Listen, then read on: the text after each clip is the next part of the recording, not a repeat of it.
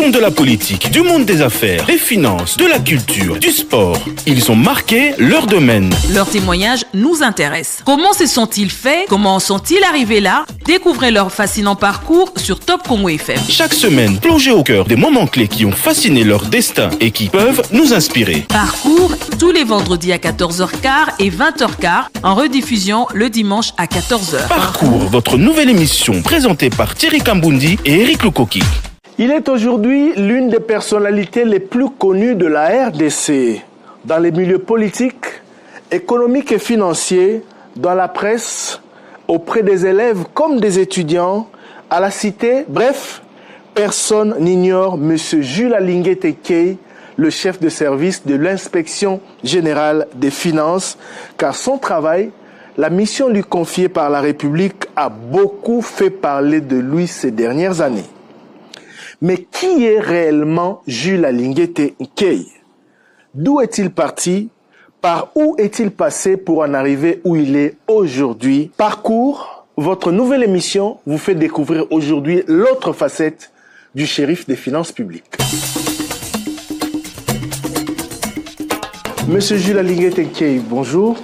Bonjour Thierry. Merci beaucoup de nous avoir fait confiance. Vous êtes le tout premier invité de notre émission qui nous amènera un peu partout à la découverte du parcours des personnalités qui ont marqué leur secteur. Cette émission est bilingue, Bandeko Balandi, Toyo Kakaba politicien, Total Akaba musicien, Total Akaba acteur, il y a domaine, il y a sport, il y a domaine, il y a finance, il y a économie, opérateur économique et belé, politique, kambi. Tolandaka bango na actualité, kasi toyebi nzela baleka te. To se focalisera mingi na o basalaka sur le moment.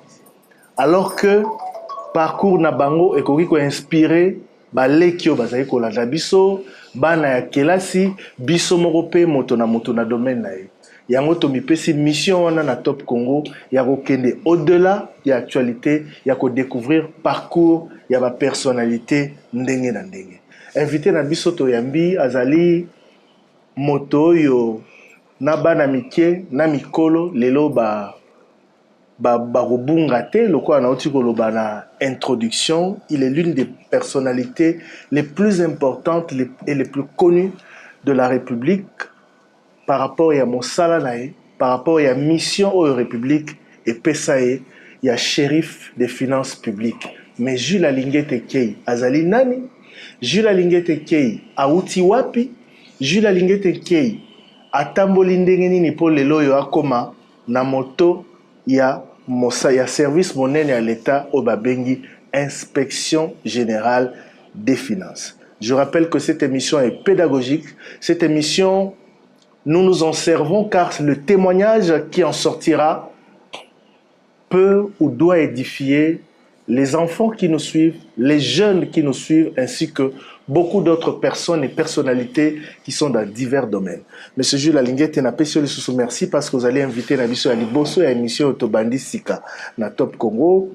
Vous allez à l'aise, Torosolo la Penza, de manière détendue, même si tous na bureau d'ailleurs, on aurait voulu vous prendre ailleurs pour parler de manière encore plus détendue, mais le plus important, c'est ce qui sortira de cette émission. Qui est Jules Alingué Tekei? Jules Alingué Tekei azali nani? Pour abattre bayoka yo to ba découvrir yo kaka l'inspection générale des finances comme chef de service. Alors, question na ezali ebele za monene Jules Alingué Tekei Jules Alingué Tekei. Na ebite na oui ozali nani? Outi wapi? Obotami wapi? Voilà. Jules Alingué Tekei azali congolais. Naza kinois. Nabotami le 25 juin 1963 na commune ya Barumbu, na avenue Baraka numéro 30. Papa Nangai, il s'appelle Kei Philippe, paix à son âme, à Siakoufa depuis 2010. Azalaki self-employed. Donc azali ko sala musala na emoko azalaki na atelier métallique, donc c'était un ajusteur.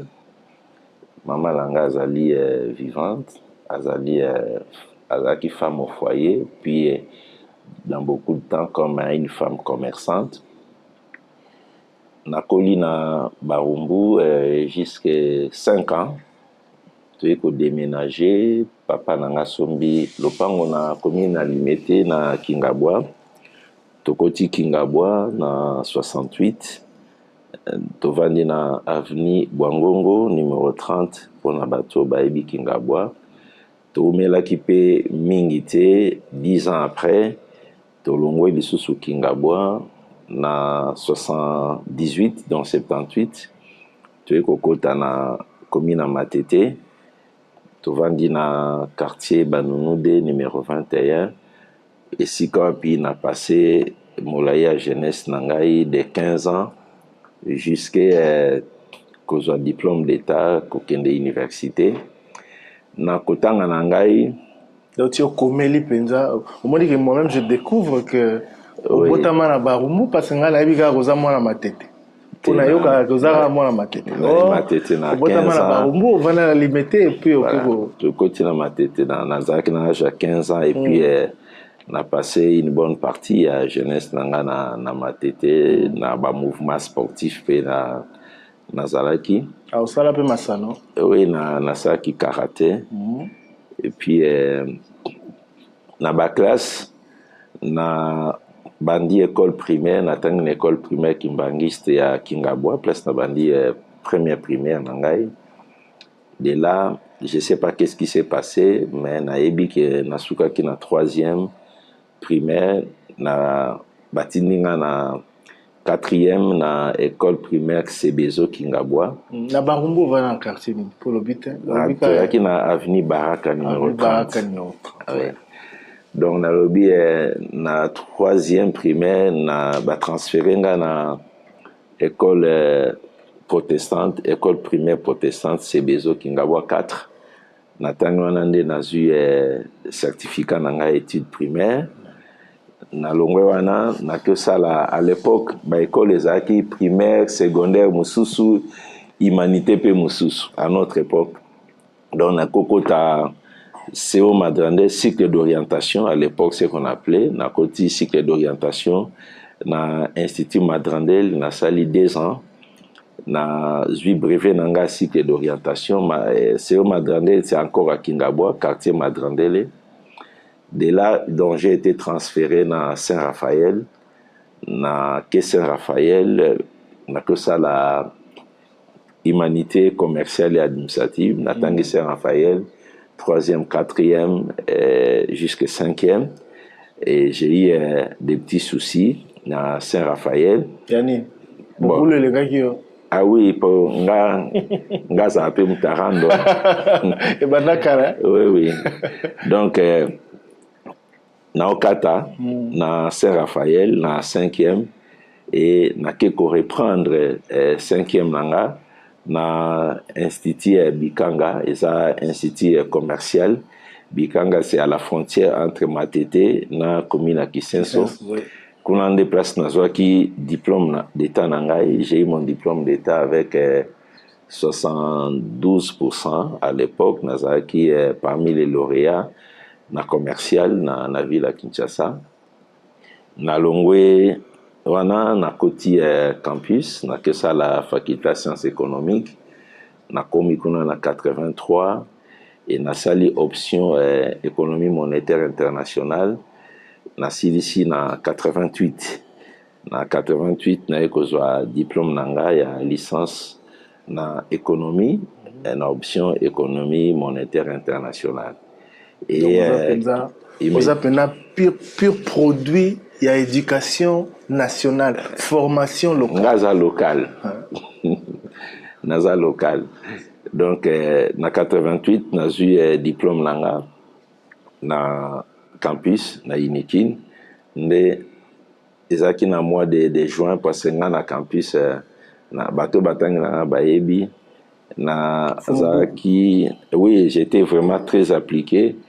Et puis, je n'ai jamais connu une seconde session. Donc, Nazaki 5 sur 5.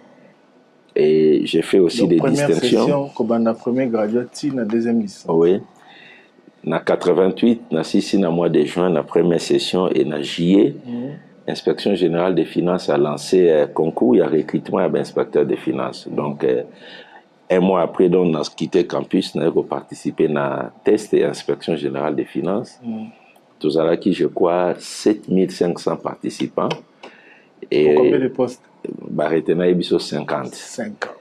Et nous avions été 50 a été retenu et en janvier 89, nous avons dit l'inspection générale des finances comme un inspecteur stagiaire. D'accord. Tout ce qui n'a pas à niveau ya kelasi, ba camarades na yo, tout le balan na niveau ya bomwana, adolescence, avant que na université, tout découvrir peu certains noms. Il y a la classe nabino ba ebani o lelo pe bazali na ba monde ya politique, ya sport, ya culture, banani okola déjà na banani. Bon na quartier na matete moni biso à l'époque matete aki quartier vraiment ya Mobulu ya Mobulu na epsio ke na sala ki karaté bana matete baebi nazaki na club ya Dokis. Donc, na latagi ceinture jusqu'à ceinture marron. Et tobanda ikotambola na groupe na biso ya ba karateka et puis de l'autre côté ba kacher bazalaki ebele ezaki groupe na biso o baebi l'époque ya kachuana ba Selemani Moja ba Bosei Naja Papa Wemba Papa Wemba. Oui, on l'appelait Papa Wemba. Bosei Nadja, Papa Wemba, à l'époque, Botamba Hercule, et Vieux Edi, donc wana, Koko la Nabiso, quoi, Milie Nabiso, et Zalaki wana, Kache Kotoyo, Karateka Kotoyo, Jidoka, Masakidi, Shiro, Matete, Yebi, donc un groupe, wana, Tokoli na Bango, Biko, Jean-Paul Liboko Ebende matete bayebi voilà Jean-Paul wana génération abiso quoi ba jeune ndenge tokoli et puis na yo kende campus na kuta na génération mususu. En fait avant tout longa na matete ezarani na matete on dirait que soki mona koyi na matete il faut ka ça la sport il faut ka les na ba groupe ya ba sportif ba nini on dirait que ezara obligatoire. Bon, ezalaki mouvement à l'époque webi matete produire ba sportif ebele na ba discipline nyonso na catch, na boxe, na judo et tout. Matete c'est une grande commune côté à ba sportif. Donc tant beaucoup là 15 ans, 16 ans na mouvement wana c'était tout à fait normal. Et bon à l'université, ba master na yo penza botanga na ba classe banane. Bon toye na université tokuta na bato ebele bauti ba horizon ebele donc plein tokuta na ba Jean-Lucien Boussa tokuta na bango non Jean-Lucien Boussa za ene na ngadi nane tokuta na ba Veka ba Vital Camere ene na ngai aussi ya inane tokuta na ba Mozito tukutana ba o bat bayebi ba matata ponyo c'est ma promotion donc to tanga na bango moi chic na biso to tanga na bango classe moko et puis bato baza mo ebele Gilles Lingette azaki élève ndenge azalaki étudiant ndenge. Bon je dois vraiment vous dire que j'étais turbulent et puis j'aime jamais reculer devant bagarre. Voilà vraiment ce que je suis. J'ai fait les sports. Nabanda Ngabunda Mingi, ça c'est vrai. Et puis, na campus, nazaki pe na mouvement estudiantin, nazaki na à l'époque bo batangi baebi tozaki na comité ba étudiant, gouvernement ba étudiant, donc nazaki na ba mouvement wana. À un moment donné, comme un commissaire, na kati ya mouvement ba étudiant et puis na période na biso tozaki na ba obenga brigade na milia ba étudiant zali corps ya ba étudiant ils a formé pour na ko imposer discipline na bamilia